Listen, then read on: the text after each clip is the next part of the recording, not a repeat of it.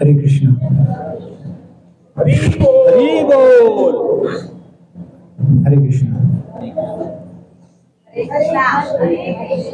हरे कृष्णा। बस 200 लोगों की इतनी सी आवाज है। हरे कृष्ण। हरि बोल। बहुत ही सुंदर और बहुत ही विशेष दिन, राधा अष्टमी। तो ये जो नाम है राधा, जैसे हम राधा कहते हैं तो किस प्रकार से हमारे मन में एक प्रेम और करुणा का संचार होता है ना, होता है कि नहीं होता? होता है। और कई भक्त तो ऐसे हैं कि राधा नाम सुनते ही आंखों में से एकदम अश्रु प्रवाहित होने लगते हैं। ऐसा क्यों है आपको पता है? राधा रानी का नाम लेते ही हमारे मन में एकदम करुणा और प्रेम का भाव क्यों उत्पन्न होता है? क्योंकि राधा रानी जो हैं वो कृष्ण का प्रेम और करुणा का स्वरूप है। कृष्ण के मन में जितनी भी करुणा है और जितना भी प्रेम है, उसको अगर जैसे हम दूध को कढ़ाते हैं ना, दूध को एकदम उबालते हैं, उबाल के उसको क्या करते हैं? सैचुरेट, गाढ़ा करते हैं ना। तो कृष्ण के मन में भी जितनी भी करुणा है और प्रेम है, उसका जो पूर्ण स्वरूप है वो क्या है? श्रीमती राधा रानी। और राधा का अर्थ एक और होता है। राधा का अर्थ क्या है? जो कृष्ण की आराधना करने में सर्वश्रेष्ठ हैं। आराधना है ना, आराधना में राधा आ गया ना। तो कृष्ण की आराधना करने में जो सर्वश्रेष्ठ हैं, सर्वश्रेष्ठ भक्त, वो कौन है? श्रीमती राधा रानी। आज मुझे बहुत ही मुश्किल विषय दिया गया है, क्योंकि राधा तत्व को समझना ये किसी के लिए भी संभव नहीं है। यहां तक कि राधा रानी को समझना ये कृष्ण के लिए भी संभव नहीं है। कृष्ण भी नहीं जानते कि राधा रानी के मन में क्या भाव है। एक बार रुक्मिणी महारानी कृष्ण से वार्तालाप करती हैं। वो कहती हैं कि आपके विषय में एक ऐसी वस्तु है जो आप भी नहीं जानते, और वो केवल कौन जानती हैं? राधा रानी जानती हैं। या तो कहती है कुछ हद तक, कुछ सीमित इसमें मैं जानती हूँ, या फिर राधा रानी जानती हैं, और आपको पूर्णतः कौन जानती हैं? श्रीमती राधा रानी जानती हैं। तो कृष्ण को बहुत आश्चर्य हुआ। कृष्ण बोले नहीं, ऐसा नहीं हो सकता। क्यों नहीं हो सकता? क्योंकि श्रीमद् भागवतम का जो पहला श्लोक है उसी में क्या आता है कि भगवान क्या है? स्वराट हैं, स्वतंत्र हैं और पूर्णतः ज्ञान है भगवान में। भगवद गीता में भी भगवान क्या कहते हैं कि पूर्णतः ज्ञान मुझे है। वो कहते हैं ऐसा कैसे हो सकता है कि मुझे किसी एक वस्तु का ज्ञान नहीं हो? राधा रानी क्या ऐसा जानती हैं जो मुझे भी मेरे विषय में नहीं पता है? और जब कृष्ण के मन में यह प्रश्न हुआ कि ऐसा क्या है जो केवल राधा रानी जानती हैं और मैं भी नहीं जानता, तो इसी कारण से कृष्ण को एक नया रूप लेके आना पड़ा। और वो कौन सा रूप था? चैतन्य महाप्रभु का। केवल और केवल ये जानने के लिए कि वैसे तो चैतन्य महाप्रभु के अवतार लेने के या इस पृथ्वी पर प्रकट होने के बहुत सारे कारण हैं, लेकिन उसमें से सबसे गुह्य कारण जो है, चैतन्य चरितामृत में भी इसका उल्लेख आता है। इसमें चैतन्य महाप्रभु ऐसे बताते, मतलब ऐसा उल्लेख आता है, कृष्णदास कविराज गोस्वामी कहते हैं, चतुर्थ श्लोकेर अर्थ एई केल सार प्रेम नाम प्रचारित एई अवतार। कितना मधुर है ना कृष्ण चैतन्य चरितामृत, बहुत ही मधुर है। तो इसका अर्थ क्या है कि चतुर्थ श्लोक का जो सार रूपी अर्थ है वो ये है कि चैतन्य महाप्रभु पवित्र नाम के कीर्तन का प्रचार करने तथा भगवत प्रेम के प्रसार के लिए आए हैं। फिर आगे क्या कहते हैं? सत्य एई हेतु किंतु एहो बहिरंग आर एक हेतु सुनु आछे अतरंग। यद्यपि ये सच है, किंतु यह तो भगवान के अवतार का बाह्य कारण है। जो कलयुग है उसका जो युग धर्म है, युग धर्म क्या है? हरिनाम, हरिनाम का प्रचार करने के लिए, उसको स्थापन करने के लिए चैतन्य महाप्रभु आए हैं, ये एक बहिरंग कारण है। लेकिन कृपा करके भगवान के आविर्भाव का एक अन्य कारण, गुह्य कारण भी सुनिए। पृथ्वी येन पृथ्वीर भार हरि भारे, कृष्ण अवतीर्ण हैला शास्त्रे प्रचारे। शास्त्र यही घोषणा करते हैं कि इसके पूर्व भगवान कृष्ण पृथ्वी का भार उतारने के लिए अवतरित हुए थे, है ना। क्या कहते हैं भगवान, यदा यदा ही धर्मस्य ग्लानिर्भवति भारत, है ना, कि जब जब पृथ्वी पे धर्म का नाश होता है तो मैं क्या करता हूं, अवतार लेता हूं। लेकिन स्वयं भगवान कर्म नहे भार हरण, स्थिति करता विष्णु करेन जगत पालन। ये बहुत महत्वपूर्ण है, इसको ध्यान से सुनिए। किंतु यह भार उतारना पूर्ण पुरुषोत्तम भगवान का कार्य नहीं है, पालन करता भगवान विष्णु ही ब्रह्मांड की रक्षा करते हैं। हम सब ऐसा समझते हैं कि पृथ्वी का भार कम करने के लिए कृष्ण आए, तो कृष्ण को आवश्यकता नहीं है। ऐसा बताते हैं शास्त्रों में कि जब कृष्ण अवतार लेते, कृष्ण अवतरित होते हैं, तो उस समय कृष्ण के जितने भी अन्य लीला अवतार, गुण अवतार और जितने भी अवतार है, मत्स्य अवतार, कूर्म अवतार, जितने भी हैं, वो सब के सब भगवान कृष्ण के शरीर के साथ उत्पन्न होते हैं। लेकिन असुरों का वध करने का काम कौन करता पता आपको? विष्णु। तो भगवान क्या करते हैं, विष्णु को ये कार्य दे देते हैं, ये सब इनको, वो उनका वध करना भी नहीं है, एक्चुअली उनका उद्धार करना है। असुरों का उद्धार करने का काम कौन करते हैं? विष्णु करते हैं। और कृष्ण का केवल कार्य क्या है? माधुर्य लीला करना, बस। इसीलिए भगवान कृष्ण प्रकट होते हैं, आते हैं, अवतार लेते हैं। किंतु कृष्ण यही है अवतार काल, भार हरण काल हताते हैल विशाल। किंतु संसार का भार उतारने का काल कृष्ण के अवतार काल के साथ मिश्रित हो गया है। हम सबको लगता है कि कृष्ण जो हैं वो अवतार ले रहे हैं और सभी असुरों का वध कर रहे हैं, लेकिन वो केवल और केवल कौन करते हैं? विष्णु करते हैं। ऐसे बहुत बड़े ज्ञानी हैं जिनको लगता है कि सभी असुरों का वध कौन कर रहे हैं? कृष्ण कर रहे हैं। लेकिन आप सबको जान के आश्चर्य होगा कि मथुरा और द्वारका का भी जो लीलाएं हैं वो कृष्ण नहीं करते, कौन करते हैं? विष्णु करते हैं। कृष्ण कभी वृंदावन छोड़ते ही नहीं है, कभी भी कृष्ण जो है वो वृंदावन के बाहर नहीं जाते। ये केवल और केवल कृष्ण के विस्तार जो हैं वो क्या करते हैं? मथुरा जाते हैं और द्वारका की लीलाएं करते हैं। इसीलिए आप देखेंगे प्राय जो रसिक भक्त होते हैं ना, उनको भगवान की मथुरा लीला और द्वारका लीला में इतना आनंद नहीं आता जितना कि वृंदावन लीला में आनंद आता है। तो पूर्ण भगवान अवतार यही काले, आर सब अवतार ताते हसी मिले। जब पूर्ण पुरुषोत्तम भगवान अवतरित होते हैं तब भगवान के अन्य सारे अवतार उनमें आकर मिल जाते हैं। तो ये शास्त्र मतलब चैतन्य चरितामृत में बताए, देखिए अगले श्लोक में भी बताते हैं। क्या बताते हैं? भगवान नारायण चार मूल विस्तार, वसुदेव, संकर्षण, प्रद्युम्न तथा अनिरुद्ध, मत्स्य तथा अन्य लीला अवतार, ये सबके सब क्या हैं? कृष्ण के शरीर में अवतरित होते हैं। इस प्रकार पूर्ण भगवान साक्षात श्री कृष्ण प्रकट होते हैं।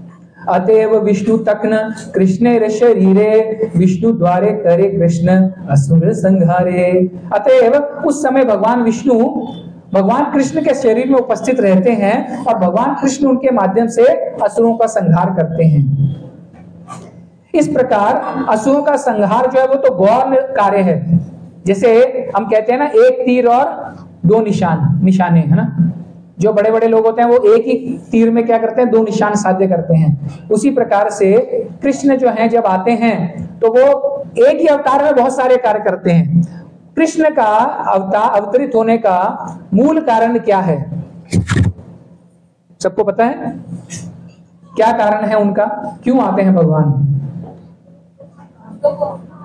भक्तों के साथ आदान प्रदान करने के लिए और वृंदावन की दिव्य लीलाओं का आस्वादन करने के लिए। ऐसी दिव्य लीलाएं जिनका बार बार उनके भक्त जो हैं श्रवण और कीर्तन करेंगे। अगर मुझे बताइए कृष्ण की वृंदावन लीलाएं नहीं होती तो हम चर्चा किस पे करते? हम किस पे चर्चा करते बताइए, है ना। तो भगवान क्या करते हैं? यही सब लीलों का आस्वादन करने के लिए अवतरित होते हैं। अवतार लेने की इच्छा, भगवान की इच्छा दो कारणों से उत्पन्न हुई थी। वे भगवत प्रेम रस के माधुर्य का आस्वादन करना चाह रहे थे और वे संसार में भक्ति का प्रसार रागानुगा अनुरक्ति के स्तर पर करना चाहते थे। इस तरह वे परम प्रफुल्लित रसिक शेखर एवं परम करुणामय नाम से विख्यात हैं। देखिए, भगवान जो है लीलाओं का किस रस में आस्वादन करना चाहते हैं? माधुर्य रस में। माधुर्य रस बहुत ही विशेष रस है। आपको पता है क्यों विशेष है? भगवान के साथ में माधुर्य रस में लीलाओं का आदान प्रदान कौन करते हैं? गोपियां करती हैं, मतलब वृंदावन के वासी करते हैं। और ऐसा है कि जो वृंदावन की लीलाएं हैं उनका पार चतुष कुमार ब्रह्मा और शिव जी में नहीं पा सकते। इतनी विशेष लीलाएं हैं। क्यों विशेष लीला है? यहाँ पे जो पूरे योगी जन हैं वो क्या कर रहे हैं? योग साधना करके भगवान को प्राप्त करने की लालसा रख रहे हैं। और यहाँ पे भगवान क्या कर रहे हैं? यशोदा मैया क्या है? डंडा लेके उसी भगवान को डांट रही है, उसको मार रही है, उसके पीछे भाग रही है। जो पूरे योगी इतना तप, ध्यान और तपस्या और पता नहीं कितने वर्षों के ज्ञान के द्वारा भी प्राप्त नहीं कर पाते, यशोदा मैया क्या करती है? उसको रस्सी से बांध रही है। और हमारे आचार्य ऐसा बताते हैं कि कृष्ण जो हैं, यदि वो कृष्ण नहीं भी रहे, आप एक इस पॉइंट को समझिए, बहुत महत्वपूर्ण पॉइंट है। आज हम भौतिक दुनिया में भी देखते हैं, हम सब क्या कहते हैं? केवल और केवल कुर्सी को सलाम है ना? जब तक व्यक्ति कुर्सी पे बैठा है तब तक उसको सलाम है। रामायण में एक चौपाई आती है, वो क्या कहते हैं? कलयुग में क्या होगा? पुत्र को माता पिता तभी तक अच्छे लगेंगे जब तक कि उसकी पत्नी नहीं आ जाती। जैसे ही उसकी पत्नी आ जाती है उसको माँ बाप जो है वो अच्छे नहीं लगते। तो इस मतलब यही है ना कि जब तक आप कुर्सी पे बैठे हैं तब तक आपका बोलबाला है। हम कितने सारे उदाहरण देखते हैं ना। अटल बिहारी वाजपेयी इतने बड़े नेता होके गए, अंतिम समय में उनकी क्या दुर्दशा थी किसी को भी नहीं पता। पूर्णतः पैरालाइज थे वो, और केवल इंग्लिश में उसको कहते हैं वेजिटेबल। जैसे एक सब्जी होती है ना, वो पड़ी रहती है।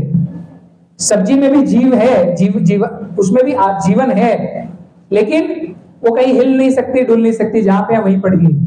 तो बड़े बड़े नेताओं की भी ये दुर्दशा है। उसके बाद में कोई उसको नहीं जानता। आज सब मोदी मोदी करते हैं, कल को जब उसका भी कार्यकाल समाप्त हो जाएगा कोई उसको पूछने वाला नहीं है।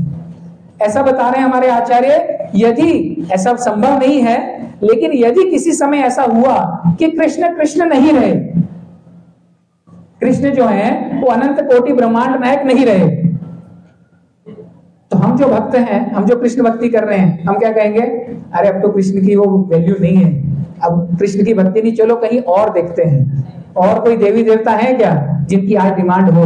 लेकिन वृंदावन के जो वासी हैं, वो चाहे आज कृष्ण हैं चाहे वो नहीं हैं, उनका प्रेम कभी भी कृष्ण के प्रति समाप्त नहीं होता। उनकी तीव्रता और उनका प्रेम उतना ही रहता है, प्रगाढ़ अवस्था में रहता है। और कृष्ण यही चाहते हैं, मारो भी राखो भी जे इच्छा तुम्हार। क्या कहते हैं हमारे आचार्य? बस आप जो हैं क्या हैं? मेरे स्वामी हैं। राधा रानी भी यही कर रही है। देखिए राधा रानी क्या कहती है? राधा रानी जैसा श्रेष्ठ भक्त क्यों नहीं है, मुझे बताइए। क्योंकि जैसे ही राधा रानी देखती है कि ये जो भक्त है ये बहुत अच्छी भक्ति कर रहा है, ये भगवान की सेवा बहुत अच्छे ढंग से कर सकता है, तो उसी समय कृष्ण के पास जाती है और बोलती है, हे स्वामी, हे नाथ, हे मधुसूदन, हे गोपाल, हे गोविंद, ये जो भक्त है बहुत अच्छी सेवा कर रहा है आपकी। और वो क्या करती है? उसको सेवा में आगे बढ़ावा देती है। आप सबको पता है, हम आज जो भी भक्ति कर रहे हैं, जितनी भी, चाहे वो 1% हो, आधा % हो, 100% हो, वो सबकी सब कहां से आ रही है मालूम है? केवल और केवल श्रीमती राधा रानी की वजह से आ रही है। हम केवल और केवल क्या हैं? निमित्त मात्र हैं बस। और राधा रानी कौन है? राधा रानी वो हैं जो कि कृष्ण को आनंद प्रदान करती हैं। अब इस तथ्य को समझने का हम थोड़ा सा प्रयास करेंगे कि राधा रानी जो है वो कृष्ण को आनंद प्रदान कर रही हैं, तो इसमें विशेष क्या है? कोई बता सकता है इसमें विशेष क्या है? राधा रानी जो है वो कृष्ण को आनंद प्रदान कर रही है, तो इसमें विशेष क्या है? कृष्ण कहां से आनंद प्राप्त करते हैं आपको पता है? राधा रानी कहां से प्रकट हुई? भगवान के वाम भाग से, है ना, वामांगी, वाम भाग से क्यों प्रकट हुई? आज राधा रानी का प्राकट्य उत्सव है ना, तो हमें जानना चाहिए कि राधा रानी प्रकट क्यों हुई। भगवान के साथ आदान प्रदान करने के लिए। लेकिन क्यों भगवान क्यों चाहते थे आदान प्रदान करना? प्रभुपाद जी एक लेक्चर में बताते हैं कि जैसे आज समझिए मैं यहाँ पे अकेला बैठा लेक्चर दे रहा हूँ, यहाँ पे कोई भी नहीं सुनने के लिए, मुझे अच्छा लगेगा क्या? नहीं अच्छा लगेगा। उसी प्रकार से अनंत कोटि ब्रह्मांड नायक पर ब्रह्म भगवान श्री कृष्ण जो हैं, जब उनको आनंद लेना था तो आनंद लेने के लिए उनको साथ में कोई तो चाहिए, है ना? चाहिए कि नहीं चाहिए? अकेले आनंद तो नहीं ले सकते। तो जब भगवान को आनंद लेना था तब भगवान के शरीर में से श्रीमती राधा रानी प्रकट हुई। लेकिन फिर उसमें विशेष क्या है? भगवान को आनंद लेना है ना, कृष्ण को आनंद लेना है, ठीक है, लेकिन विशेष क्या है उसमें? कृष्ण, अच्छा चलिए इसी प्रश्न को हम दूसरे ढंग से पूछते हैं, प्रस्तुत करते हैं कि कृष्ण के आनंद लेने में और हमारे आनंद लेने में क्या फर्क है? हम भी आनंद लेना चाहते हैं ना? हाँ, हम अपने स्वार्थ के लिए आनंद लेना चाहते हैं, और हम अपने स्वार्थ के लिए कहने की बजाय हम अपनी इंद्रिय तृप्ति के लिए, क्योंकि आनंद जो है किससे संबंधित है? इंद्रियों से। तो जब हम अपनी इंद्रियों की पूर्ति करना चाहते हैं, तब हम आनंद प्राप्त करना चाहते हैं, तो क्या होता है? वो हम आनंद कहते हैं उसको। फिर कृष्ण के आनंद में और हमारे आनंद में क्या फर्क है? देखिए हमारे आचार्य बता रहे हैं कि हम जो आनंद प्राप्त करना चाहते हैं वो केवल भौतिक स्तर पर है ना? लेकिन जो भक्त हैं वो किस प्रकार से आनंद प्राप्त करना चाहते हैं? कृष्ण की सेवा करके, है ना? तो वो क्या करते हैं? भौतिक सभी आनंदों का त्याग करते हैं कि नहीं करते हैं कि नहीं? सभी सोचते हैं प्रभु जी भक्ति में आए हैं, प्याज लहसुन छोड़ना पड़ेगा, सब पिक्चर जाना बंद करना पड़ेगा, घूमना फिरना बंद, होटलिंग बंद, कहीं नहीं जाना बस, है ना? तो ये जो भौतिक स्तर के जो मापदंड हैं, जो आनंद के मापदंड हैं, वो हमारे जितने भी भक्त हैं उसको क्या करते हैं? त्याग करते हैं। और फिर भी उसमें बहुत सारे भक्त ऐसे हैं जो गृहस्थ हैं, कुछ सन्यासी हैं, कुछ ब्रह्मचारी हैं, ये भी सभी भौतिक आनंदों का त्याग करके क्या कर रहे हैं? भगवान की सेवा। या अब उनको आनंद नहीं मिल रहा क्या? मुझे बताइए, मिल रहा है ना? क्यों?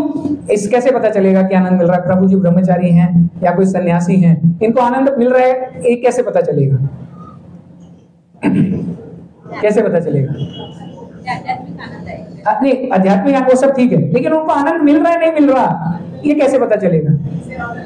अधिक सेवा कर रहे हैं या भक्ति में टिके हुए हैं? अब आप एक पिक्चर देखने गए, आपने एक बार देख ली, 2 बार देख ली, आप तीसरे शो में भी बैठे हुए हैं, इसका अर्थ क्या है? आपको आनंद मिल रहा है ना?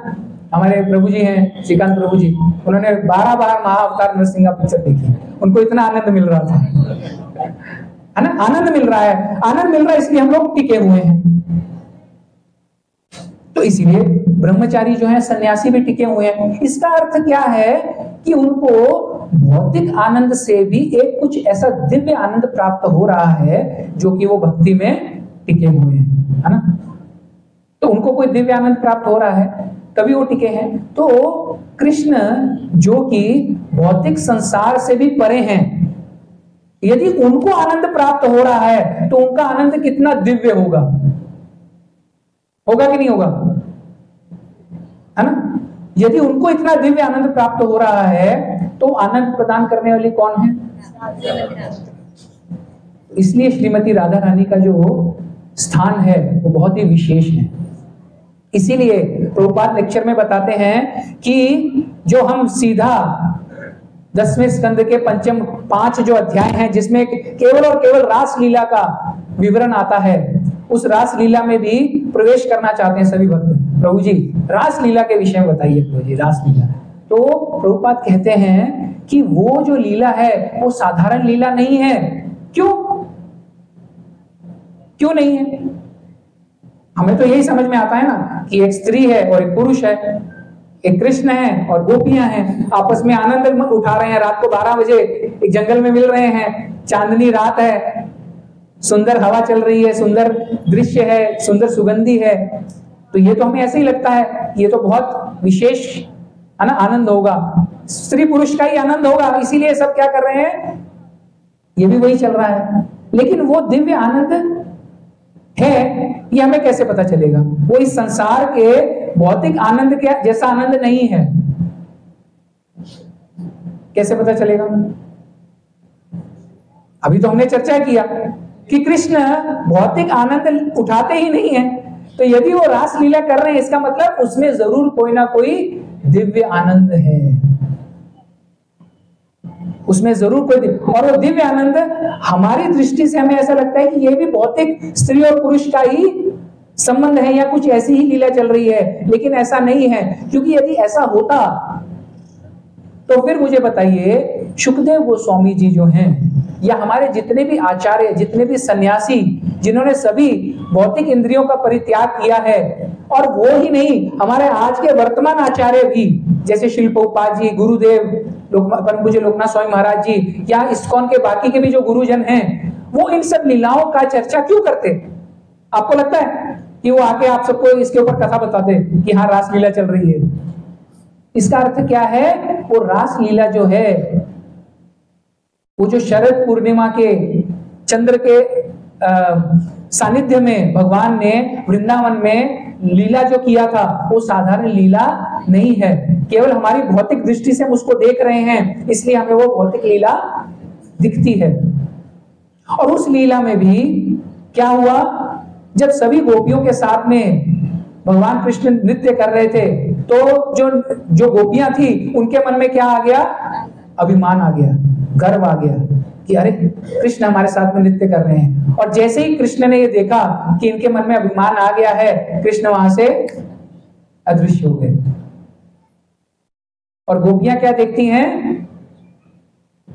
2 पेयर्स, 2 पैरों के निशान हैं। 2 पैरों के मतलब 2 पैरों के नहीं, 2 जोड़ी पैरों के निशान हैं। और वहां पे क्या कहती हैं गोपियां? क्या कहती हैं? अन्य आराधितो नूनम भगवान हरि ईश्वर। गोपियां क्या कहती हैं? कृष्ण, ओ कृष्ण कहां चले गए?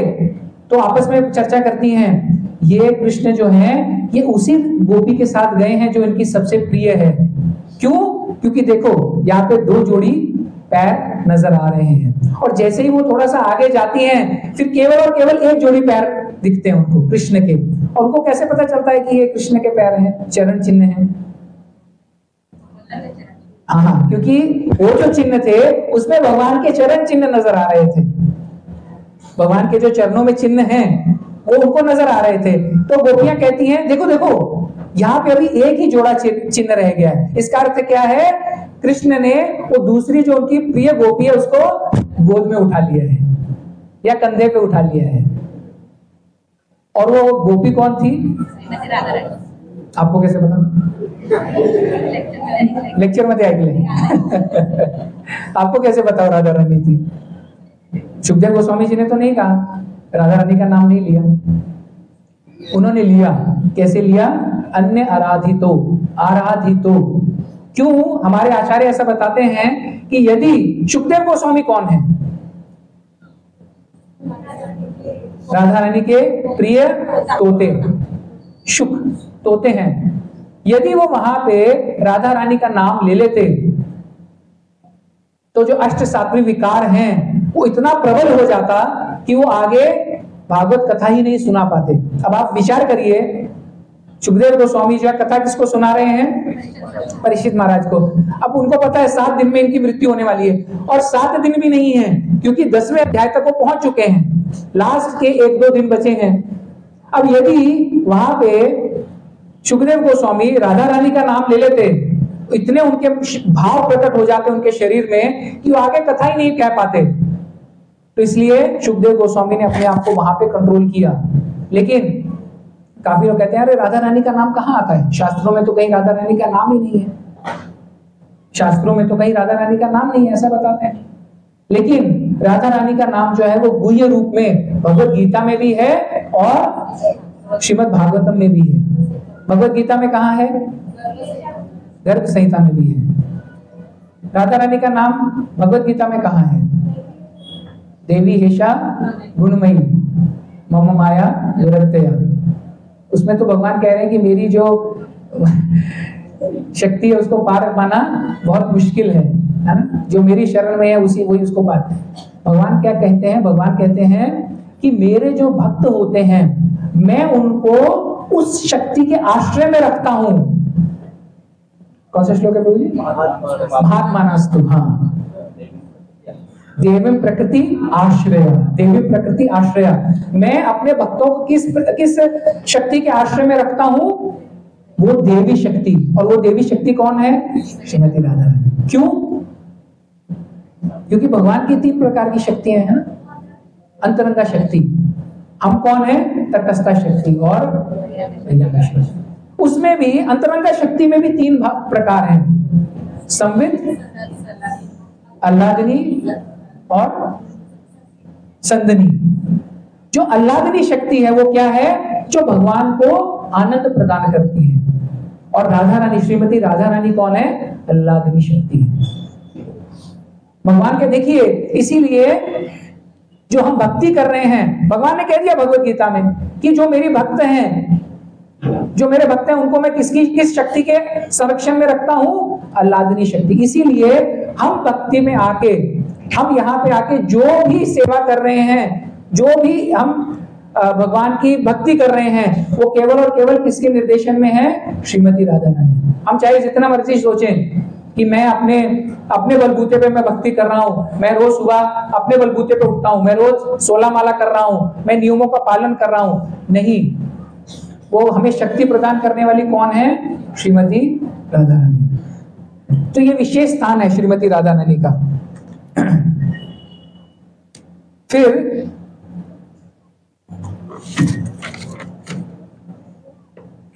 उसके साथ में एक जो श्रीमती राधा रानी का सबसे विशेष गुण आपको पता है क्या है? जो हम सभी भक्तों को धारण करना चाहिए, सबसे विशेष गुण श्रीमती राधा रानी का। भक्तों को कह रहा हूं मैं, हम भक्तों को, हम जो भगवान की सेवा में लगे हैं, उन सबको श्रीमती राधा रानी का एक विशेष गुण है जो हमें धारण करने का प्रयास करना चाहिए। कौन सा गुण है? निस्वार्थ प्रेम। और निस्वार्थ प्रेम की भावना कहां से आती है? शरणागति से और त्याग से, करुणा, विनम्रता।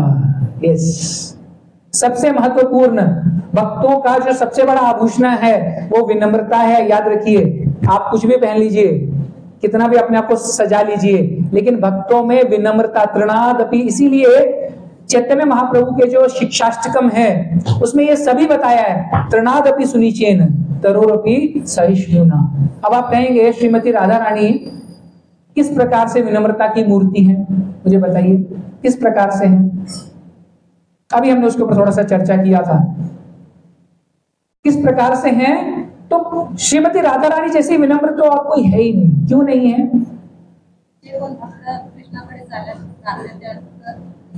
सही है। देखिए, हम यदि भक्ति में अच्छी सेवा कर रहे हैं, अच्छी सेवा कर रहे हैं, कुछ भी अच्छा लेक्चर देते हैं, अच्छी कुकिंग करते हैं, अच्छा श्रृंगार करते हैं, अच्छी पुजारी सेवा कर रहे हैं, अच्छा कीर्तन कर रहे हैं, तो हमारे में क्या आता है? गर्व आता है ना। तो जैसे ही हमें मन में गर्व आया कि कीर्तन है आज, तो केवल कीर्तन, माइक सिर्फ मेरे पास ही रहेगा बस, और कोई भी कीर्तन नहीं कर सकता। क्यों? आप नहीं बोला प्रभु जी आप बहुत अच्छा कीर्तन करते हो, दूसरों को कीर्तन करने क्यों दूं, है ना? उत्सव है प्रभु जी, पुजारी सेवा आपका अच्छा है, तो पुजारी सेवा तो केवल मैं ही करूंगा। तो विनम्रता कहाँ है? जब आप किसी दूसरे भक्त को आगे बढ़ के सेवा करने का अवसर प्रदान करते हैं, यही सबसे बड़ी विनम्रता है। और उसका उदाहरण कौन है? श्रीमती राधा रानी। कृष्ण का सर्वश्रेष्ठ भक्त जो है वो केवल और केवल राधा रानी ही है। और हमें यदि कृष्ण की सेवा करने का कोई भी एक अवसर प्राप्त हो रहा है तो वो केवल और केवल किस वजह से है? श्रीमती राधा रानी की कृपा की वजह से। और वो क्यों है? क्योंकि राधा रानी विनम्र है। वो ये नहीं सोचती कि अरे कृष्ण की सेवा तो, ये तो सभी शास्त्रों में सब जगह बताया गया है कि मैं ही सबसे बड़ी भक्त हूं कृष्ण की, इसमें तो कोई दो राय नहीं है। तो दूसरों की, इसलिए फिर क्या होता, और कोई भक्त ही नहीं आते ना। लेकिन ये केवल और केवल श्रीमती राधा रानी की विनम्रता है जो हम भक्ति में कुछ करने का प्रयास कर रहे हैं। तो श्रीमती राधा रानी क्या है? तृणादपि सुनीचेन, सब सर्वश्रेष्ठ उदाहरण, सभी को चांस दे रही हैं वो। और उसमें भी चैतन्य महाप्रभु के रूप में जब कृष्ण आते हैं राधा रानी का भाव लेके, वो तो क्या है? औदार्य स्वरूप है, सबसे बड़े औदार्य स्वरूप है कि नहीं है? मुझे बताइए। चैतन्य महाप्रभु ने कुछ भी नहीं देखा, है ना? केवल और केवल क्या है? जो हरि नाम ले रहा है, ब्राह्मण कुल से है नहीं है, क्या जाति है, क्या पाती है, कुछ नहीं, बस हरि नाम ले रहे हो तो आप क्या कर सकते हो? भक्ति कर सकते हो। केवल और केवल चैतन्य महाप्रभु ने यही देखा। हाँ, शास्त्रों का ज्ञान नहीं है, कोई बात नहीं, ब्राह्मण कुल में जन्म नहीं लिया, कोई बात नहीं, भारत भूमि में जन्म नहीं लिया तो भी कोई बात नहीं। तो इसीलिए चैतन्य महाप्रभु ने तो क्या किया? जो साक्षात हमारे शास्त्रों का मूल मंत्र है कि क्या है? मूल मंत्र क्या है? कि यदि कोई जीव ब्राह्मण कुल में भी जन्म लेता है और वो भगवान की भक्ति नहीं कर रहा तो वो शूद्र के समान है। और यदि कोई चांडाल कुल में भी जन्म लेता है और वो हरि नाम ले रहा है तो वो क्या है? भगवान कहते हैं मुझे सबसे प्रिय है। तो आप सोचिए, विचार करिए, हमारे प्रभुपाद जी कितने दयालु हैं, जो इसी गुरु शिष्य परंपरा में चैतन्य महाप्रभु के मिशन को लेके पाश्चात्य देश में गए और वहां पे क्या किया? जो मलेच्छ थे, जो ऐसे जीव थे जो कि चारों नियमों का हर रोज भंग करते थे, हर रोज, ऐसे जीवों को भी उन्होंने हरि नाम देके क्या किया? उनका उद्धार कर दिया, उनको भी सन्यासी और शुद्ध भक्त बना दिया। और हमें श्री प्रभुपाद जी के जीवन से भी हमें यह पता चलता है। किस प्रकार से पता चलता है? जब श्री प्रभुपाद जी छोटे थे तो प्रभुपाद लीलामृत में उल्लेख आता है, देखिए, उनके जो पिताजी थे गौर मोहन डे, जब भी उनके घर में कोई सन्यासी या कोई महात्मा आते थे तो वो क्या कहते थे? राधा रानी का, इसको यही आशीर्वाद दीजिए कि ये राधा रानी का भक्त। कोई ऐसा नहीं कहते थे कृष्ण का भक्त बने। क्यों? क्योंकि कृष्ण की भक्ति हम कर ही नहीं सकते। कृष्ण की भक्ति श्री प्रभुपाद जी अपने एक जगह पे लेटर में एक जगह पे बताते हैं कि यदि आपको कृष्ण की भक्ति करनी है तो सीधा जाके राधा रानी के पैर पकड़ लो, समर्पित कर दो अपने आप को राधा रानी को। और प्रभुपाद जी के जीवन से भी हमें यही पता चलता है। प्रभुपाद जी ने क्या किया? अपना पूर्ण जीवन जो था वो समर्पित कर दिया और कृष्ण के सर्वश्रेष्ठ भक्तों में आज उनकी गणना है। देखिए ना, विचार करिए, आज कौन सा ऐसा जीव है जिसको आज भी इतने सारे लोग याद करते हैं जितना श्री प्रभुपाद जी को याद किया जाता है। आज वर्तमान इस्कॉन में भी जितने गुरुजन हैं, सभी के सभी जो हैं, देखिए, जैसे ही मंदिर में प्रवेश करते हैं श्री प्रभुपाद जी को दंडवत प्रणाम करते हैं कि नहीं करते? रोज सुबह गुरु वंदना गाई जाती है। तो हमें पता चलता है कि जितने भी संत आते थे उनके घर पे, उन्होंने सभी ने आशीर्वाद दिया कि ये राधा रानी का सबसे अच्छा श्रेष्ठ भक्त बनेगा। और ऐसा बताते हैं कि जब प्रभुपाद जी की कुंडली भी देखी गई थी तो उन्होंने कहा था कि आगे जाके 108 मंदिरों का निर्माण करेगा। प्रभुपाद ऐसा बताते हैं, बोलते हैं कि आज जैसे हम अभी सब कहते हैं ना, जय राधा श्याम सुंदर, राधा श्याम सुंदर राधे, है ना। हमें ऐसा लगता है कि हम राधा कृष्ण की आराधना कर रहे हैं, परंतु हम राधा कृष्ण की आराधना नहीं कर रहे। क्यों नहीं कर रहे? क्यों नहीं कर रहे? हम लक्ष्मी नारायण की आराधना करते हैं, पता आपको? आप सभी एकदम शॉक हो जाएंगे, प्रभु जी अभी तो हमको ऐसा लगता था कि हम आगे राधा कृष्ण के दर्शन कर रहे हैं, लेकिन आप कह रहे हैं लक्ष्मी नारायण। प्रभुपाद जी ऐसा बताते हैं अपने लेक्चर में, क्योंकि जो हम यहाँ पे पद्धति नारद पांचरात्रिक विधि से जो हम आराधना कर रहे हैं वो वैदेही भक्ति, विधि अनुसार भक्ति है, और विधि अनुसार भक्ति लक्ष्मी नारायण की होती है। राधा कृष्ण की जो भक्ति होती है वो स्फुरित भक्ति है, वो स्पॉन्टेनियस है। जिस प्रकार से कौन करते थे? वृंदावनवासी भक्ति करते थे। वृंदावनवासी जो भक्ति करते हैं ना, उसमें नियम नहीं होते हैं, क्योंकि 24 घंटे जो वो सेवा करते हैं वो केवल और केवल राधा कृष्ण की ही सेवा करते हैं, बस। उनको ऐसा नहीं होता कि हाँ सुबह आए, मंगला आरती अटेंड किया, दर्शन किया, उसके बाद में ऑफिस चले गए, ऐसा नहीं है। उनका जो भी दिन भर का कार्य है वो केवल और केवल कृष्ण और राधा और कृष्ण के प्रति समर्पित रहता है, कृष्ण की सेवा। और आप सभी जानते हैं राधा रानी जो है वो बरसाना से आती थी, क्या करने के लिए? कृष्ण के लिए कुकिंग करने के लिए। आपको पता है राधा रानी जो है वो सर्वश्रेष्ठ आचार्य, मतलब कुकिंग करने में सर्वश्रेष्ठ हैं। वो जो भी एक वस्तु बनाती हैं दोबारा वो कभी नहीं बनाती। हम अपने यहाँ पे तो हर संडे, प्रभु जी आप ही हर संडे हमको टोमेटो राइस और पता नहीं क्या, हर संडे प्रभु जी खिचड़ी एक खिलाते हैं प्रभु जी, कभी तो कुछ अलग बनाइए प्रभु जी, आप ही कुकिंग करते हैं। तो राधा रानी से प्रार्थना कर रहे हैं कि कुछ ऐसे हमें भी बुद्धि दे ताकि आप सभी भक्तों की सेवा कर सकें। तो राधा रानी जो है उनको ऐसा वरदान मिला था, किससे मिला था? दुर्वासा मुनि से, कि जो भी इनके हाथ का बनाया हुआ प्रसाद लेगा वो दीर्घ आयुष्य प्राप्त होगा उसको। तो जैसे ही यशोदा मैया को पता चला कि राधा रानी को ये वरदान प्राप्त है, तो उन्होंने प्रार्थना किया कि हे राधा रानी, मुझे पता है आपको बरसाना से यहाँ आने में थोड़ा सा तकलीफ होगा, लेकिन कृपा करके मेरे लल्ला के लिए आप ही भोजन बनाइए, बस मैं ऐसा चाहती हूँ। और राधा रानी तो यही चाहती थी। क्यों? क्योंकि राधा रानी के जीवन का केवल और केवल एक ही उद्देश्य है। क्या उद्देश्य है?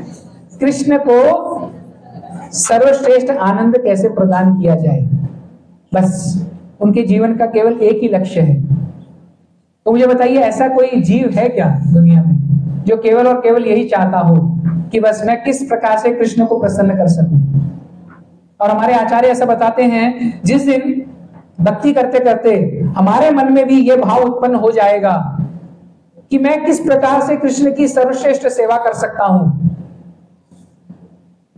उसी दिन हमें क्या होगा?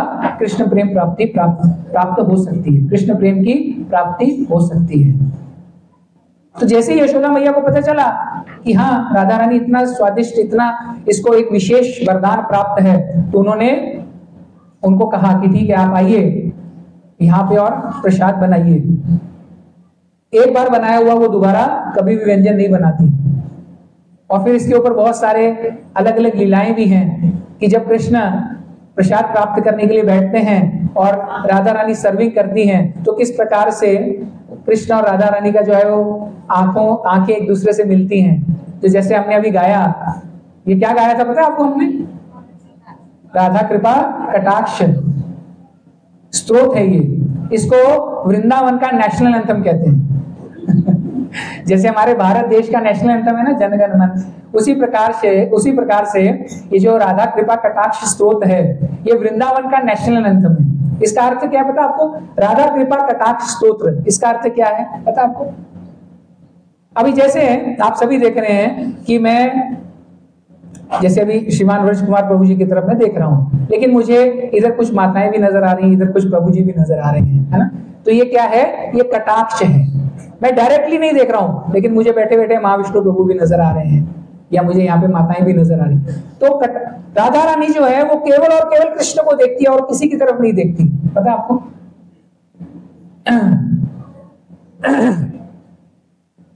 आप सबको पता ही है वो प्रसिद्ध कहानी जो है कि राधा रानी का जब जन्म हुआ तो उनकी आंखें क्या थी? बंद थी। और सब लोग परेशान हो गए, अरे ये जो लड़की हुई है, जो लड़की, उनके जन्म के विषय में बहुत सारी कहानियां हैं। कोई कहते हैं वृषभानु महाराज जी को वो कमल में मिली थी यमुना जी में, ऐसे बहुत सारी कहानियां हैं, वो सभी कहानियां आप जानते हैं। तो वो आंखें ही नहीं खोल रही थी, नेत्र नहीं खोल रही थी राधा रानी। तो सबने बोला ये कहीं पुत्री इनकी जो वृषभानु की जो पुत्री है वो कहीं अंधी तो नहीं है, ऐसा तो नहीं है कि उसके नैन ही नहीं है। तो एक दिन क्या हुआ, नंद बाबा को आमंत्रण आया। वृषभानु ने कहा कि हमारे यहाँ पे पुत्री हुई, बहुत दिनों से वो कह रहे थे आइए आप दर्शन करने, आपके, हमें पता चला आपके यहाँ पे भी लल्ला हुआ है, उसको भी साथ में लेके आइए। तो जैसे ही उनको पता चला, नंद महाराज बोले बहुत दिन हो गए, चलो वृषभानु जो है महाराज वो भी हमें बुला रहे हैं, आमंत्रण दे रहे हैं, चलो एक दिन उनके घर चलते हैं। तो जब उनके घर एक दिन पहुंचे वो, तो आपस में बातचीत कर रहे थे और कृष्ण जो है वो धीरे धीरे दोनों हाथों से चलते चलते धीरे से जहां पे राधा रानी झूले में पड़ी थी वो वहां पे पहुंच गए। और जैसे ही राधा रानी को ये आभास हुआ कि कृष्ण आ गए हैं, उन्होंने अचानक से अपने नेत्र जो थे वो खोल दिए। और जैसे ही उन्होंने खोले, उनको किसका दर्शन हुआ? अब उन्होंने नेत्र खोले तो उनको दर्शन हुआ, या कृष्ण आए थे तो इसलिए उन्होंने नेत्र खोले? अभी आप इसके ऊपर विचार करते रहिए अगली राधाष्टमी तक।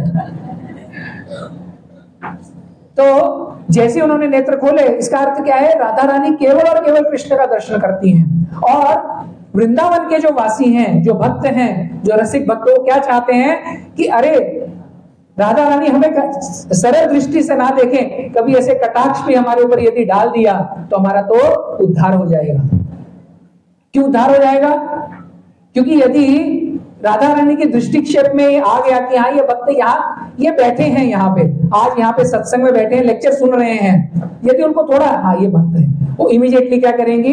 कृष्ण को बोल देंगी ले लो उसको, आ गया शायद आ गया। आप सभी जान गए ना क्या कह रहा हूं मैं? बस फिर एक बार आप अंदर आ गए, फिर वहां से छुटकारा, वो फिर वो जेल की कोठरी है, वो अंदर उससे जल्दी से छुटकारा नहीं मिलेगा। क्यों नहीं मिलेगा? अभी हमने चर्चा किया ना कि भौतिक विषयों का आनंद छोड़ के सभी के सभी कुछ अलग आनंद के पीछे लगे हैं और अभी भी टिके हुए हैं। क्यों टिके हैं? क्योंकि उनको उच्चतर आनंद मिल रहा है। और वो आनंद कहां से आ रहा है? श्रीमती राधा रानी से। वही भक्ति का आनंद है। एक ऐसे एक बूंद भी नहीं कह सकते, एक बूंद का भी हजारवां लाखों हिस्सा जो है वो हमें केवल प्राप्त हो रहा है और हमें आनंद हो रहा है।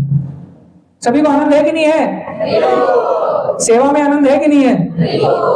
ठीक है, फिर अगले हफ्ते से सभी सेवा में लगेंगे। अब तो सभी बहुत महान हैं, अच्छी बहुत सुंदर सेवा करते हैं। सेवा और केवल हमारा जो ये कृष्ण भावनामृत आंदोलन है, इसमें सेवा को ही महत्व है। जो जितनी ज्यादा सेवा जो करेगा सेवा उसको मिलेगा मेवा। सबको पता है मेवा तो मिलना ही है। और मेवा क्या है? हाँ, मेवा कृष्ण प्रेम नहीं है, मेवा है और सेवा। क्योंकि यही गोलोक का नियम है।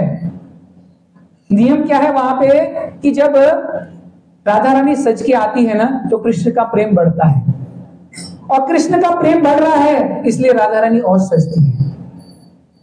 और ये क्या है? कभी भी ना खत्म होने वाला है। गोपियां जो हैं वो केवल और केवल श्रृंगार किसकी, प्रभुपाद जी लेक्चर में बता रहे थे, प्रभुपाद कहते हैं आजकल की जो स्त्रियां हैं वो श्रृंगार किसके लिए करती हैं? ताकि हम सब जगह सोसाइटी में अच्छे दिख सकें। बोलते गोपियां श्रृंगार क्यों करती हैं? क्योंकि कृष्ण प्रसन्न होते हैं। और जब कृष्ण प्रसन्न होते हैं गोपियां और श्रृंगार करती हैं, गोपियां और श्रृंगार करती हैं तो कृष्ण और प्रसन्न होते हैं। और ये चलता रहता है और ये इतना बढ़ता है जिसका कोई सीमा नहीं है। और सेवा भी ऐसे ही है।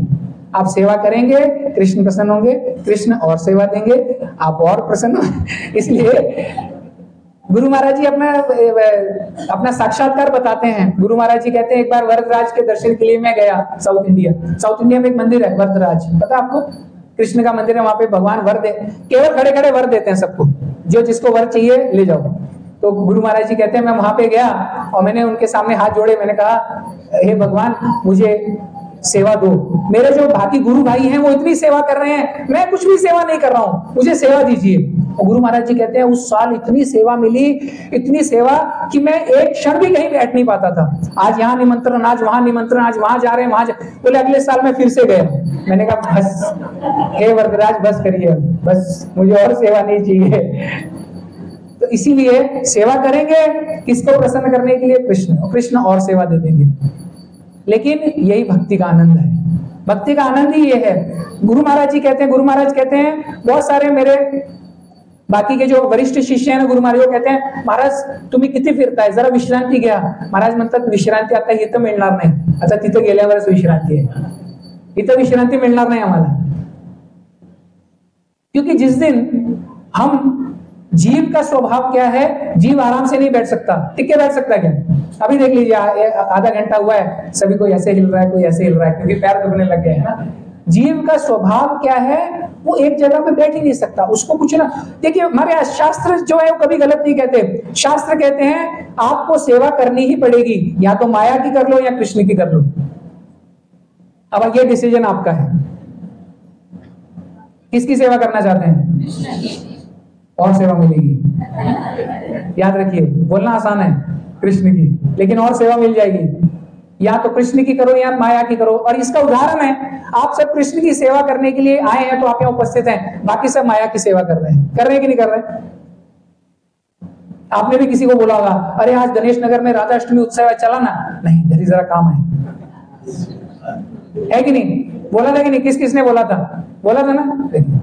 बहुत सारों को निमंत्रण दिया होगा, आज बहुत विशेष दिन है, राधा रानी का प्राकट्य उत्सव है, जन्मदिन है, चलो चलो मंदिर। नहीं, घर में कुछ काम है, पाहुने नहीं बोलो ले। किसकी सेवा कर रहे हैं? माया की सेवा कर रहे हैं। सेवा तो करनी ही पड़ेगी, चाहे आप माया की करिए चाहे कृष्ण की करिए। लेकिन भक्ति का यही आनंद है, आप जितना सेवा करेंगे और आनंद बढ़ेगा और सेवा बढ़ेगी। फिर यहां पे चैतन्य चरितामृत एक 10 मिनट 5 मिनट और लेंगे, क्योंकि चैतन्य चरितामृत में ये जो विशेष करके यहाँ पे जो बताया गया है बहुत महत्वपूर्ण है। ऐश्वर्य ज्ञाने ते सब जगत मिश्रित, ऐश्वर्य शिथिल प्रेमे नाही मोर प्रीत। ये सुनिए, बहुत महत्वपूर्ण है। भगवान कृष्ण ने सोचा सारा ब्रह्मांड मेरे ऐश्वर्य भाव से पूरित है, किंतु उस ऐश्वर्य के भाव से दुर्बल हुआ प्रेम मुझे संतुष्ट नहीं करता। समझ रहे हैं आप? यदि आप ऐसे इसलिए कृष्ण से प्रेम करते हैं कि वो अनंत कोटि ब्रह्मांड नायक है, भगवान से कुछ भी मांगेंगे मुझे मिल जाएगा, भगवान ऐसे प्रेम से आकर्षित नहीं होते। भगवान ऐसे प्रेम से आकर्षित नहीं होते। भगवान क्या कहते हैं? उस ऐश्वर्य के भाव से। देखिए, जैसे ही कृष्ण ने मिट्टी खाई और अपना मुख खोला, यशोदा मैया को क्या नजर आया? ब्रह्मांड नजर आया, और यशोदा मैया को चक्कर आने लग गया। अरे बाप रे, ये मेरा बेटा क्या है? ये नारायण है क्या? मैंने तो सोचा था इसके मुंह में कुछ कंकड़ होंगे, थोड़े से पत्थर होंगे, इसके तो मुंह में ब्रह्मांड, इसके मुंह में तो ग्रह हैं और क्या क्या है, पूरा का पूर्ण अंतरिक्ष है।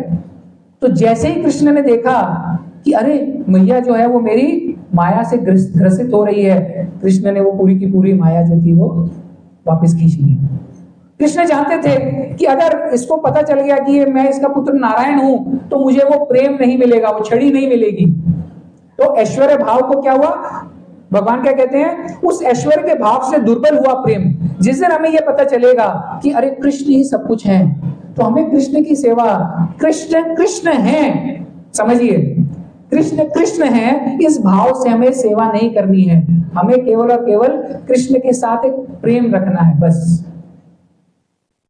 अन्य अभिलाषा शून्यम, कोई भी अभिलाषा रखे बिना हमें कृष्ण से क्या करना है? प्रेम करना है। और ये हमें सूत्र किसने बताया है?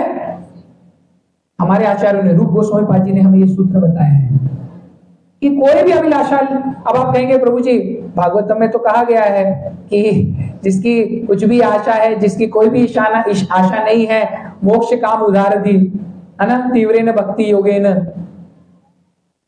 वो भागवतम में बताया। लेकिन कृष्ण यहाँ पे इसीलिए ये अलग अलग स्टेप्स हैं, भगवत गीता, भागवतम, फिर क्या है चैतन्य चैतामृत। जब आप चैतन्य चैतामृत में आते हैं तो यहाँ पे क्या बता रहे हैं भगवान, क्या बताते हैं, उस ऐश्वर्य के भाव से दुर्बल। जब आपके मन में ये भाव आ गया कि अरे कृष्ण इतने शक्तिशाली हैं, सभी ब्रह्मांड अनंत कोटि तो इससे तो मैं कुछ भी मांगूंगा तो मुझे प्राप्त हो जाएगा, इस भाव से यदि आप प्रेम करते हैं तो कृष्ण को प्रेम बिल्कुल भी मंजूर नहीं है। केवल उनको कृष्ण के रूप में प्रेम करिए। ऐसा आप कर सकते हैं क्या? ऐसे प्रेम का कोई उदाहरण बता सकते हैं?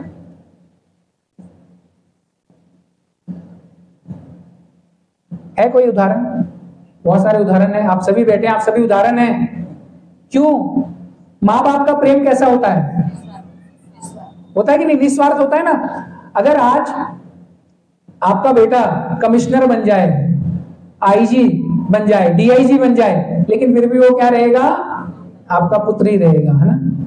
तो ये जो प्रेम है वो आप में कभी भी ये भाव नहीं आएगा कि अरे मेरा बेटा तो मेंबर पार्लियामेंट, आमदार झाले, खासदार झाले, मंत्री झाले, ऐसा कभी भाव नहीं आता। उसकी माँ फिर भी उसको गालियां निकालती है, निकालती कि निकालती।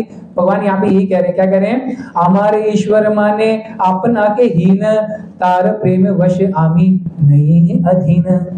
यदि कोई मुझे परमेश्वर समझता है और अपने आप को मेरे अधीन मानता है तो मैं ना तो उसके प्रेम के अधीन होता हूं और ना ही उसका प्रेम मुझे वश में कर सकता है।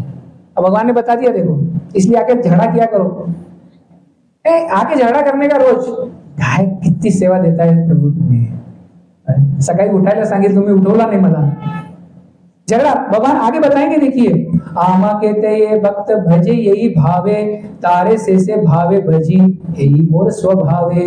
मेरा भक्त जिस भी दिव्य रस में मेरी पूजा करता है उसी भाव में मैं उसके साथ आदान प्रदान करता हूँ, यह मेरा सह स्वभाव है। आप उनको बोलेंगे हे भगवान हे भगवान हे भगवान, बोलेंगे आइए प्रभु आइए प्रभु आइए प्रभु, वो भी आपके साथ ऐसे करेंगे। आप उनके साथ झगड़ा करेंगे, कहे क्या रे तू काला, क्या यहाँ पे खड़ा रहता है हमेशा टेढ़ा होके, वो बंसुरी बजा रहा है, मेरे साथ क्या क्या कर रहा है, वो भी आपके साथ ऐसे ही मजाक करेंगे। ऐसे बहुत सारे उदाहरण हैं, बहुत सारे उदाहरण हैं। फिर क्या कहते हैं? मोर पुत्र मोर सखा मोर प्राणपति, यही भावे यही मोरे करे शुद्ध भक्ति। अपना के बड़ माने हमारे समहीन, से ही भावे यही आमी ताहार अधीन। यदि कोई मुझे अपना पुत्र, अपना मित्र या अपना प्रेमी मानकर और अपने आप को महान एवं मुझको अपने समान या अपने से निम्न मानकर मेरी शुद्ध प्रेमा भक्ति करता है तो मैं उसके अधीन हो जाता हूं। किसके अधीन होते हैं? जो कोई मुझे, इसको सखा बनाइए कृष्ण को। ऐसे नहीं है भगवान, अरे सभी भक्तों के मन, प्रभु जी मेरे से कोई अपराध तो नहीं हो गया, मुझे बहुत डर लगता है प्रभु जी, आरती करते समय मुझे मन में डर लगता है कहीं गलती ना हो जाए। आप गलती सोचेंगे, आजा बेटा आजा, अब आजा, पक्का गलती होगी। आरती घुमाने के लिए 7 बार घुमानी है, 5 बार, 5 हो गए क्या? 7 हो गई, नहीं 6 नहीं 7 हो गई, 8 हो गई, 9, इसी में चकराने वाला सामने बैठा है, वो बहुत आदान प्रदान करेगा आपके साथ में। इसलिए क्या कह रहे हैं? तो मैं उसके अधीन हो जाता हूं। माता मोरे पुत्र भावे करे न बंधन, अतिहीन ज्ञाने करे लालन पालन। मेरे माता कभी कभी अपने पुत्र के लिए मुझे बांधती है, वह मुझे अत्यंत असहाय समझकर मेरा लालन पालन करती है। जब भागवतम में पढ़ेंगे ना, जब भगवान ने किसी असुर का वध किया और जैसे ही वो गौचारण लीला करके वापस आते थे, वापस आने के बाद में माता यशोदा क्या करती थी पता है?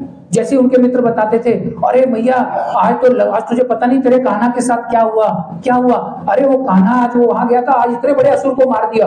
अरे बाप रे भगवान, तेरा से लाख लाख शुक्र है तूने मेरे लल्ला को बचा लिया। भगवान से प्रार्थना कर रही है कि तूने मेरे लल्ला को बचाया। उसको नहीं पता कि उसका लल्ला ही भगवान है, वो लीला कर रहा है। और क्या कर रही है?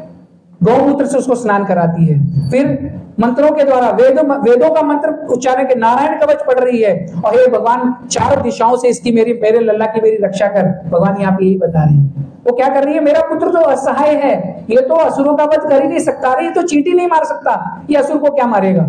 ये तो कुछ हमारे पूर्वजों के ही पुण्य कर्म थे या भगवान की कृपा थी जो ये बच गया।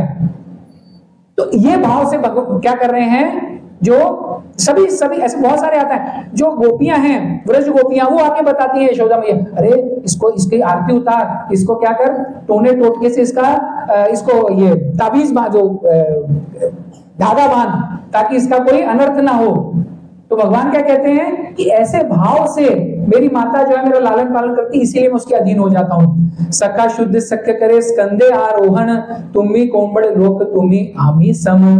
मेरे मित्र शुद्ध प्रेमी के कारण मेरे कंधों पर यह कहते हुए चढ़ जाते हैं कि तुम किस तरह के बड़े व्यक्ति हो, तुम और हम समान हैं।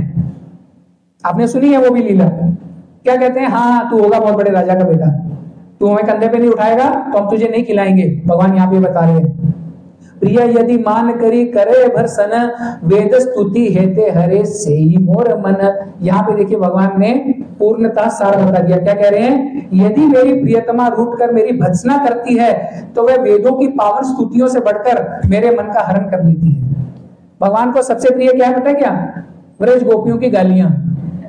बोलते हैं वेदों की स्तुति से मेरा मन मेरे को अच्छा नहीं लगता, लेकिन अगर ब्रज गोपियां मेरे को आके गालियां देती हैं, अरे ये काला, ये क्या है, ये क्या कर रहा है, ये बहुत कमीना है, ये ऐसा, वो जो गालियां देती है भगवान कहते हैं मुझे उससे बहुत प्रसन्नता होती है।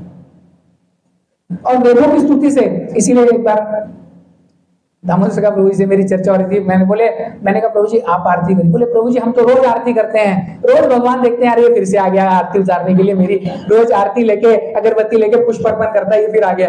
बोले किसी और को भेजो यार, भी बोर हो गया हूं इनसे। बोले प्रभु जी आप ही आरती करिए। तो भगवान भी परेशान हो गए, बोले ये क्या रोज आके घंटी बजा रहा है, हे भगवान वो तो आप बहुत श्रेष्ठ। भगवान को इससे भगवान आदान प्रदान चाहते हैं, हर प्रकार के रस का आस्वादन चाहते हैं।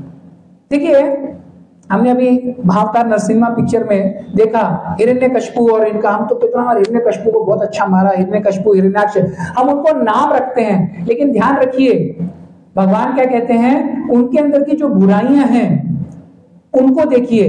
हिरण्यकशिपु और हिरण्याक्ष बुरे नहीं थे, रावण बुरा नहीं था। क्यों बुरा नहीं था, अरे वो तो भगवान के शुद्ध भक्त हैं, वो तो लीला कर रहे हैं। अब भगवान की अभी जब हम लोगों ने नाटक का भी आयोजन किया, किसी को बोल दें कि रावण का भाग पाठ लेगा, नहीं मैं रावण नहीं बन, हिरण्यकशिपु बनेगा, नहीं हिरण्यकशिपु नहीं बनूंगा। क्यों, राधा रानी कृष्ण बनने के लिए सब तैयार है। जिसका भी फोन आ रहा है, राधा रानी बन सकती है मेरी, कृष्ण बन सकता है मेरा लड़का, नहीं वो ऑलरेडी डिसाइडेड है तुझे। अच्छा फिर अब किसी को बोला बंदर बनने, नहीं बंदर नहीं बनेंगे। क्यों नहीं बनना, भगवान की लीला में कोई भी भाग मिल जाए। हमारे जो शुद्ध भक्त हैं वो तो क्या कहते हैं, यदि मुझे वृंदावन में तृण बन के भी यदि मुझे जन्म मिल जाए तो मेरा जन्म सार्थक है। क्यों सार्थक है, क्योंकि मैं भगवान की लीला में मुझे कुछ तो भाग मिला। तो हिरण्यकशिपु हिरण्याक्ष तो इतना जबरदस्त, आपको गुस्सा आ रहा था नहीं देख के। यदि अगर वो भी ऐसे छोटे मोटे, अरे वो कहते हैं ना सभी जो देवी देवता आए होते हैं वो क्या कहते हैं, अरे भगवान आप तो इसको ब्रुकटी के एक थोड़ी सी ब्रिकिटी टेढ़ी करेंगे तो भी आप इसका वध कर सकते हैं, आप ये क्या लीला कर रहे हैं। वो क्यों लीला कर रहे थे, क्योंकि भगवान को भी उसमें आनंद लेना था। और हिरण्याक्ष, हिरण्यकशिपु, रावण, कुंभकर्ण, इनको शक्ति देने वाले भगवान थे। क्यों, हम क्या कहते हैं कि भगवान की सृष्टि में भगवान की इच्छा के बिना पत्ता भी नहीं हिल सकता। अभी अगर भगवान की इच्छा के बिना पत्ता भी नहीं हिल सकता तो उन दोनों राक्षसों को इतनी शक्ति कहां से प्राप्त हुई, उसमें भगवान की सहमति थी ना। क्योंकि भगवान भी चाहते थे मेरे सामने का जो प्रतिद्वंदी है वो उतना ही शक्तिशाली, मेरा जितना शक्तिशाली तो हो। लेकिन फिर जब वो बहुत शक्तिशाली हो गया तो भगवान ने उसको उसका स्थान भी दिखा दिया। आपने देखा ना, हिरण्यकशिपु तीनों लोकों से बड़ा हो जाता है और फिर भगवान उसको दिखाते हैं कि तू तो मेरे हथेली पे खड़ा है। वो दृश्य जो है सबसे सुंदर है। भगवान उसको दिखाते हैं कि तेरी स्थिति क्या है, उसको ऐसे हथेली पे रख के खड़ा करते हैं। तो ये जो है, ये सारी तो भगवान की लीलाएं हैं, लेकिन भगवान को जो सर्वश्रेष्ठ आनंद देने वाली जो शक्ति है वो कौन है, श्रीमती राधा रानी। तो आज राधा अष्टमी का दिन है, आज हम सभी भक्तों ने बहुत अच्छी सेवा की है। तो राधा रानी से क्या मांगना चाहिए? मैं सुन रहा हूँ और मैं देख रहा हूँ सेवा मांगना चाहिए। सेवा फिर बोलना नहीं प्रभु जी बहुत सेवा मिल रही है, प्रभु जी बहुत सेवा हो रही है। नहीं, देखिए यदि हम सेवा भी मांगते हैं तो सेवा करने की शक्ति देने वाली भी कौन है, श्रीमती राधा रानी है। ठीक है, बहुत बहुत धन्यवाद आप सभी का। हम यहीं पे विश्राम लेंगे। हरे कृष्ण कृष्ण कृष्ण हरे हरे, हरे राम राम राम हरे हरे। कृष्ण श्रीमद् भागवतम की जय, श्री राधा श्याम सुंदर की जय, राधाष्टमी महामहोत्सव की जय, श्री प्रभुपाद की जय, परम पूज्य लोकनाथ स्वामी महाराज की जय, बस सभी गौर भक्तवृंद की